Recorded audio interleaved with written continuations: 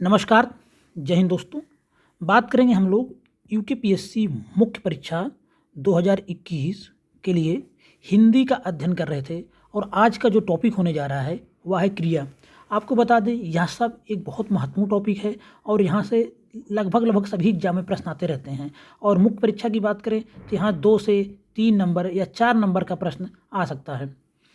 आगे बढ़ने से पहले एक बात कहना चाहेंगे, जो भी चैनल पे पहली बार आए हों वीडियो को पूरा देखें, वीडियो पसंद आए तो लाइक करें और आपसे अनुरोध है चैनल को सब्सक्राइब जरूर करें। सीधे हम लोग बात करते हैं क्रिया की परिभाषा भी लिखने को आ सकती है। तो जिन शब्दों से काम का करना या होना पाया जाए उन्हें क्रिया कहते हैं। ये सब आप बचपन से ही पढ़ते हुए चले आ रहे हैं, कोई बहुत ये सब कठिन चीज़ें नहीं है। बस एक बार आप इसको देख लीजिए कि एग्जाम हॉल में बैठ के वहाँ सोचना ना पड़े आपको। देखे रहेंगे तो सब बहुत जल्दी आप करते चले जाएंगे, क्योंकि 300 नंबर का पेपर होना है, 3 घंटे का समय है, समय कम पड़ जाता है इस पेपर में, याद रखेंगे। 105 नंबर लाना मस्ट है, तभी आगे कापियाँ चेक होंगी, यह भी आप लोग सब जानते ही हैं। तो हिंदी एक महत्वपूर्ण टॉपिक हो जाता है जहाँ से 200 प्लस नंबर लाया जा सकता है अगर अच्छे से स्टडी किया जाए तो हम लोग बात करें क्रिया की। जिन शब्दों से काम का करना या होना पाया जाए उन्हें क्रिया कहते हैं। उसके बाद हम बात करेंगे इसी में धातु क्या होती है। जिस मूल शब्द से क्रिया का निर्माण होता है उसे हम लोग धातु कहते हैं। धातु में ना जोड़कर क्रिया बनाई जाती है। जैसे खा एक धातु, इसमें ना जोड़ दिया जाए तो क्रिया हो गया खाना। लिख में अगर ना जोड़ दिया जाए तो लिखना। पढ़ में अगर ना जोड़ दिया जाए तो पढ़ना। गा में अगर ना जोड़ दिया जाए तो गाना। यह सब क्या हुआ, ये सब धातुएं हैं। शब्द निर्माण के विचार से धातु भी 2 प्रकार के होते हैं। शब्द निर्माण के विचार से धातु भी 2 प्रकार के होते हैं, और मूल धातु, सामान्य धातु और यौगिक धातु, व्युत्पन्न धातु। तो यह कुल मिला के 4 प्रकार की धातुएं हो गई आपको। मूल धातु, सामान्य धातु, बेसिकली यही 2 धातु होती हैं, और इसी से होती हैं यौगिक धातु और व्युत्पन्न धातु।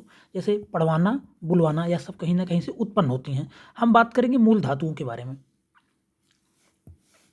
ये धातुएं स्वतंत्र होती हैं तथा किसी अन्य शब्द पर आश्रित नहीं होती हैं। यह सब भी पूछा जा सकता है एग्जाम में कि मूल धातुएं कौन होती हैं, सामान्य धातु कौन सी होती हैं। तो ये मत सोचिएगा कि ये सब नहीं पूछा जाए, क्रिया के अंतर्गत ही ये सभी आता है। खा, पढ़, लिख, जा आदि ये सब हैंड रिटन नोट्स है। बहुत अच्छा नोट्स है, आपको यहाँ मिल जाएगा @TechIES चैनल पे, टेलीग्राम पे सर्च करेंगे, यहाँ पे आपको इसका PDF मिल जाएगा। अब हम बात करते हैं सामान्य धातु की। धातु में ना प्रत्यय जोड़कर उसका सरल रूप बनाया जाता है, उसे ही सामान्य धातु कहते हैं। जैसे रो में ना जोड़ दो रोना, गा में ना जोड़ दो गाना, हंस में ना जोड़ दो हंसना, पीठ में ना जोड़ दो पीटना, मार में ना जोड़ दो मारना। यह सब क्या है, सामान्य धातुएं हैं।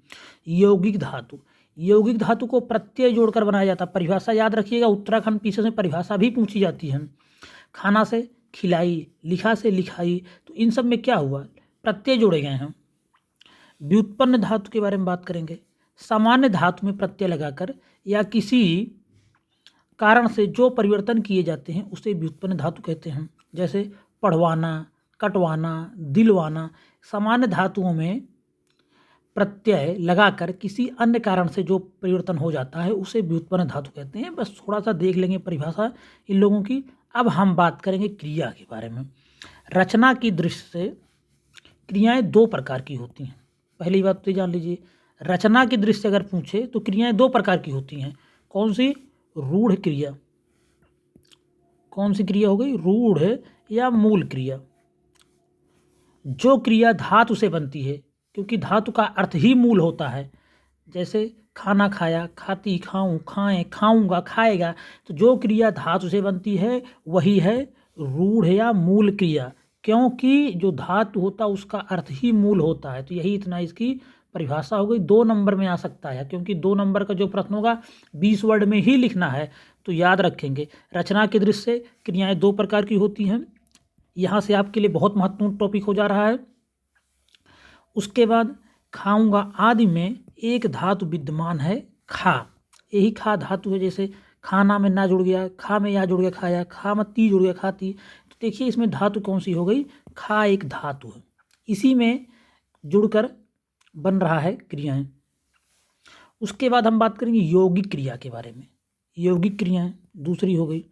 यौगिक क्रियाएं वह हैं जो एक से अधिक तत्वों से बनती हैं। यौगिक हो जाता खाना से खिलाना, पीना से पिलाना, देख से दिखाना। यौगिक क्रियाएं 4 प्रकार की होती हैं। पहली बात तो जान लीजिए, यौगिक क्रियाएं 4 प्रकार की होती हैं। क्रिया एक महत्वपूर्ण टॉपिक है जहाँ से प्रश्न आता रहता है एग्जाम में। पहला कौन हो गया? प्रेरणार्थक क्रिया।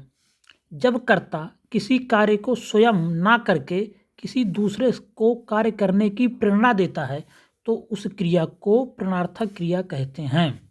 जैसे गोविंद ने राम को जगाया, तो राम जो है वो गोविंद की प्रेरणा से जागा है, खुद नहीं जाग रहा है। गोविंद जगा रहा है तो जाग जा रहा है, तो ये क्या हुआ? प्रेरणार्थक क्रिया हो गई। उसके बाद हम बात करेंगे कुछ, इसका आप लोग अगर और डीपली पढ़ना चाहेंगे तो इसको पढ़ लेंगे, PDF आपको मिल जाएगा। अब हम बात करेंगे संयुक्त क्रियाओं के बारे में। जो क्रिया किसी क्रिया अथवा संज्ञा आदि शब्द के साथ दूसरी क्रिया का योग करने से बनती है उसे संयुक्त क्रिया कहते हैं। संयुक्त मतलब ही संयुक्त हो रहा कुछ। अर्थ की दृष्टि से संयुक्त क्रिया के 13 भेद किए जा सकते, यह सब कुछ नहीं आपको जानना है, सिर्फ आपको जान लेना संयुक्त क्रियाएं कौन सी होती। जो क्रिया किसी क्रिया अथवा संज्ञा आदि शब्द के साथ दूसरी क्रिया का योग करने से बनती है उसे संयुक्त क्रिया कहते हैं।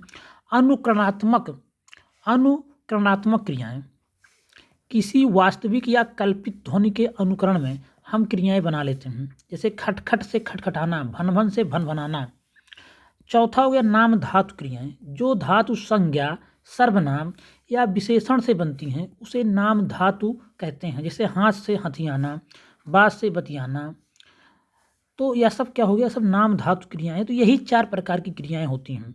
अब हम बात करेंगे कर्म के आधार पर क्रिया 2 प्रकार की होती है। यह बहुत महत्वपूर्ण है, यहाँ से प्रश्न हमेशा देखने को मिलता है, चाहे कोई वनडे एग्जाम्स हो और मुख्य परीक्षा में भी देखने को मिल सकता है। अकर्मक क्रिया और सकर्मक क्रिया 2 क्रियाएं होती हैं कर्म के आधार पर। तो जिन क्रियाओं के प्रयोग में कर्म की आवश्यकता नहीं होती उन्हें अकर्मक क्रिया कहते हैं। जैसे मैं गया, मैं सोता हूँ, पक्षी उड़ते हैं, यह सब क्या हुआ? यह सब अकर्मक क्रिया है। उसके बाद हम बात कर लेते हैं दूसरा क्या है? दूसरा है सकर्मक क्रिया। जिन क्रियाओं के प्रयोग में कर्म की आवश्यकता होती है उन्हें सकर्मक क्रिया कहते हैं। उदाहरण देखें, मैं वेतन पाता हूँ, उसने मिठाई खाई, वह फुटबॉल खेल रहा है, नौकर पानी भरता है।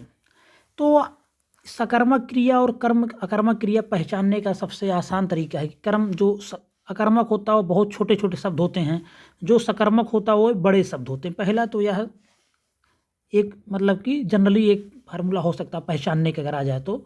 उसके बाद प्रश्न लगा के देखिए क्या करता हूँ। अगर कुछ कर रहे हो तो वह भी होता है सकर्मक क्रिया। जैसे क्या पाता हूँ? वेतन पाता हूँ। अगर मैं गया, मैं क्या गया? कुछ नहीं गया, तो इसमें क्या हो गया? यहाँ अकर्मक, यहाँ कोई कर्म नहीं है।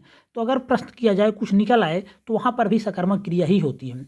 उसने मिठाई खाई, उसने क्या खाया? मिठाई खाई, तो यह क्या हो गया? सकर्मक क्रिया। वह फुटबॉल खेल रहा है, क्या खेल रहा है? फुटबॉल, तो यह क्या हो गया? सकर्मक क्रिया। मैं सोता हूँ, अगर इसमें प्रश्न किया जाए क्या सोते हो? कुछ है ही नहीं, कुछ निकल रहा। पक्षी उड़ते हैं, क्या उड़ते हैं? पक्षी क्या उड़ते हैं? तो ये सब क्या हुआ? इसमें कोई कर्म नहीं है, खुद ही हो रहा, सब कुछ कर रहे हो जो कर रहे हो।